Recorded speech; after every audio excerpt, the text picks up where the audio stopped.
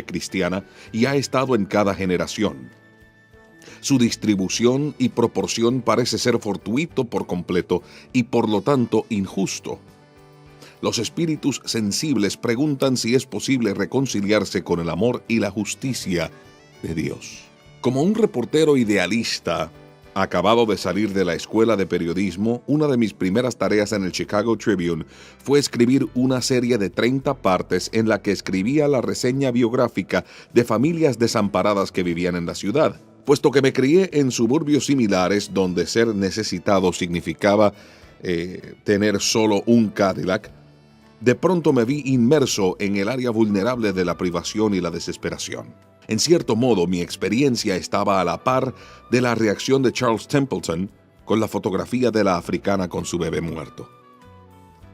A un corto viaje del Chicago Magnificent Mile, la magnífica milla de Chicago, donde la torre del Tribune se codea con elegantes boutiques de modas y hoteles lujosos, entré en el diminuto y oscuro cuchiril que compartían Perfecta de Jesús, de 60 años de edad, y sus 2 nietas.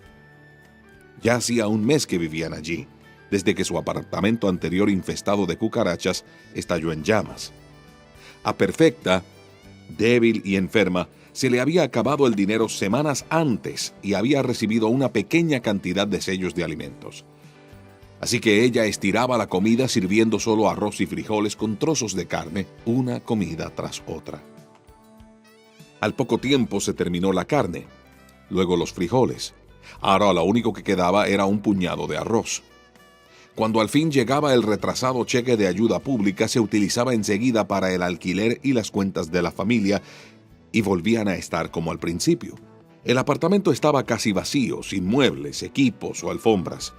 El eco de las palabras retumbaba entre las paredes y el frío piso. Cuando su nieta de 11 años de edad, Lidia, emprendía su caminata de 1 kilómetro hacia la escuela en el cortante frío de la mañana invernal, usaba solo un suéter ligero sobre su vestido estampado de mangas cortas. A mitad del camino hacia la escuela le daba el suéter a su temblorosa hermana de 13 años de edad, Jenny, cubierta con solo un vestido sin mangas, quien se envolvía con el suéter en el resto del camino. Esa era la única ropa que tenían.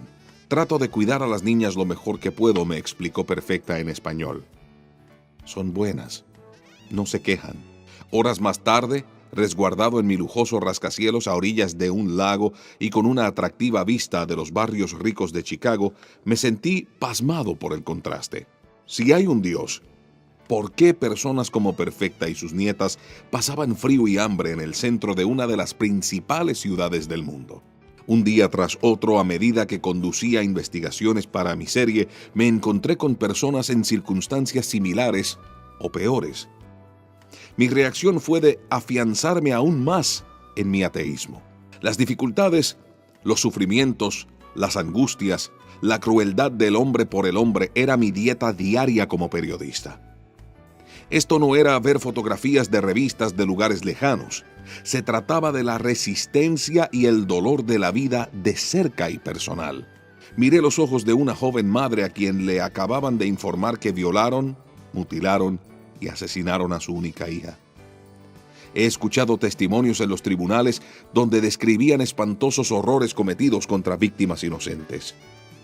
He visitado prisiones escandalosas y caóticas, montones de personas despreciables de la sociedad, casas de asistencia de bajos recursos en las que los ancianos languidecen después que los abandonaron sus seres queridos, salas de los hospitales de pediatría en las que niños macilentos luchan en vano contra el inexorable avance del cáncer, y centros de cuidado podridos de delincuencia en las que el tráfico de drogas y los disparos de los pandilleros desde automóviles en marcha son muy comunes. Sin embargo, nada me anonadó más que mi visita a los barrios bajos en Bombay, India. Apiñadas a ambos lados de las ruidosas, mugrientas y tan congestionadas calles hasta donde alcanzaba la vista, había chozas de cartón y yute situadas en la misma orilla del camino donde autobuses y automóviles expulsaban gases y hollín. Los niños desnudos jugaban en las zanjas de aguas residuales que corrían por el área. Personas mutiladas o encorvadas por alguna deformidad estaban sentadas pasivamente en la suciedad. Los insectos zumbaban por donde quiera. Era una escena horrorosa, un lugar en el que, según un taxista me dijo, las personas nacían en la acera, vivían siempre en la acera y morían prematuramente en la acera. Después estuve frente a frente con un niño de 10 años, más o menos la misma edad de mi hijo Kyle en ese tiempo. El niño indio era raquítico y malnutrido, su cabello mugriento y enmarañado. Tenía un ojo enfermo y medio cerrado y el otro miraba fijo al espacio. La sangre le brotaba de postillas en la cara. Extendió su mano y murmuró algo en hindú, al parecer pidiendo monedas. No obstante, su voz era apagada, monótona, sin vida, como si no esperara respuesta, como si lo hubieran arrebatado toda esperanza. ¿Dónde estaba Dios en ese infierno repugnante? Si tenía el poder de curar al instante a ese joven, ¿por qué le dio las espaldas? Si amaba a esa gente, ¿por qué no lo demostraba rescatándola? Me preguntaba, ¿es esta la verdadera razón que la simple presencia de tan horrible sufrimiento que desgarra el corazón en realidad contradice la existencia de un buen y amoroso Padre? Todos hemos tropezado con el dolor y el sufrimiento. Una enfermedad del corazón cobró la vida de mi padre cuando le pudo haber quedado muchos años más para ver crecer a sus nietos.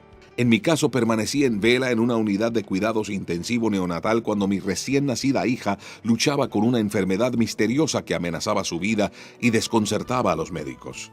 Me apresuré hacia el hospital después de una angustiosa llamada de un amigo porque a su hija la atropelló un chofer embriagado y sostuve sus manos en el momento en que se le fue la vida. A 2 hijos pequeños de un amigo tuve que llevarle la noticia del suicidio de su madre.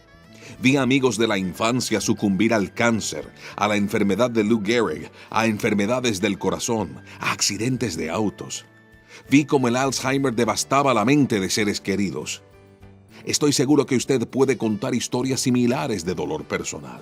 Acabamos de abandonar un siglo sin precedentes en su crueldad, donde víctimas de tiranos como Hitler, Stalin, Pol Pot y Mao Zedong se cuentan en decenas de millones.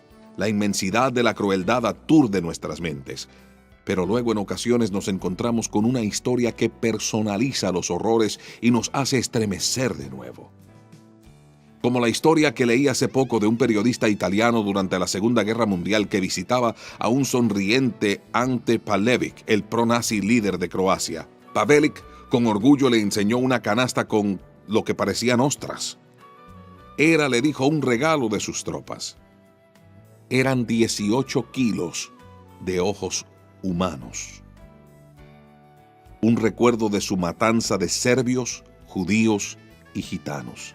Leemos historias así, horribles maldades como las del Holocausto, los campos de matanza de Camboya, el genocidio de Ruanda y las salas de tortura de América del Sur.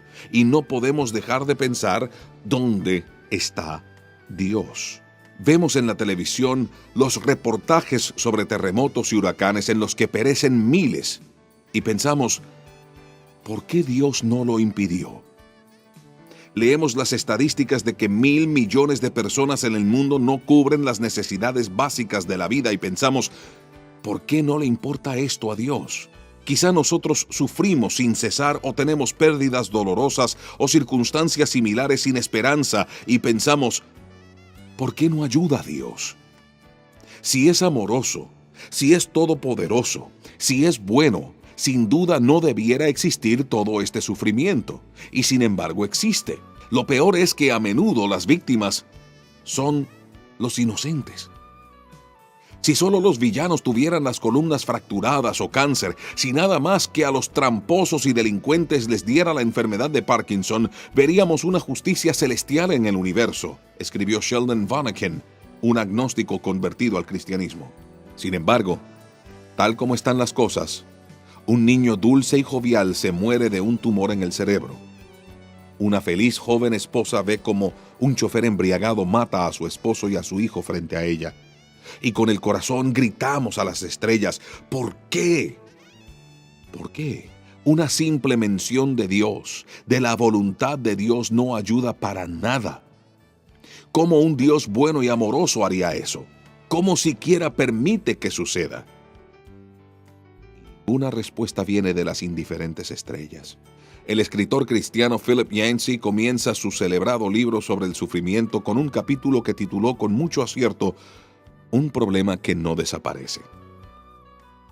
Este no es un asunto que solo se debe discutir en círculos académicos estériles. Es un asunto intensamente personal que puede atar nuestras emociones con nudos y dejarnos con vértigo espiritual, desorientados, temerosos y enojados.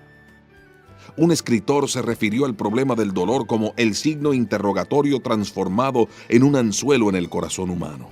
A decir verdad, este es el mayor obstáculo para buscadores espirituales.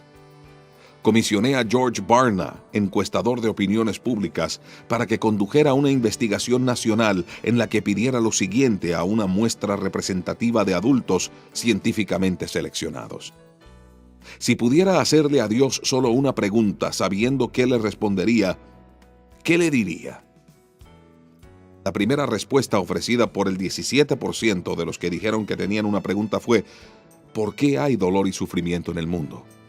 Charles Templeton también demandaba una respuesta a esa pregunta. Su abandono de la fe comenzó con esa fotografía en la revista Life, en la que una madre africana sostiene a su bebé muerto por una simple falta de lluvia.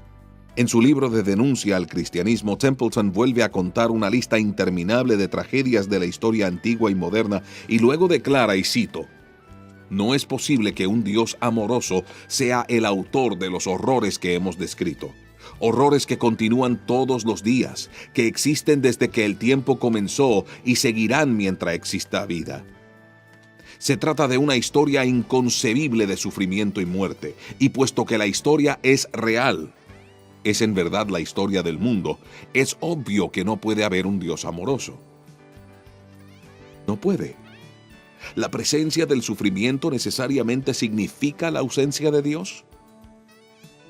¿Es insuperable este obstáculo a la fe? Para crecer con sinceridad en un amoroso y omnipotente Padre, ¿tengo que pasar sobre la realidad del mal y el dolor a mi alrededor? Como periodista, esto no era una simple opción. Tenía que contar todos los factores, toda la evidencia, sin quitar importancia a nada. Hablé de estos asuntos con Leslie en un tiempo difícil de su vida. Hacía poco que había muerto su tío y su tía fue diagnosticada con la enfermedad de Alzheimer y cáncer terminal. Estremecida por esa conmoción, Leslie desconfiaba de cualquiera que tratara de darle respuestas fáciles. Si alguien cree que puede envolverlo todo en un nítido paquete pequeño y ponerle un elegante lazo teológico, advirtió, que se vaya a otro lado.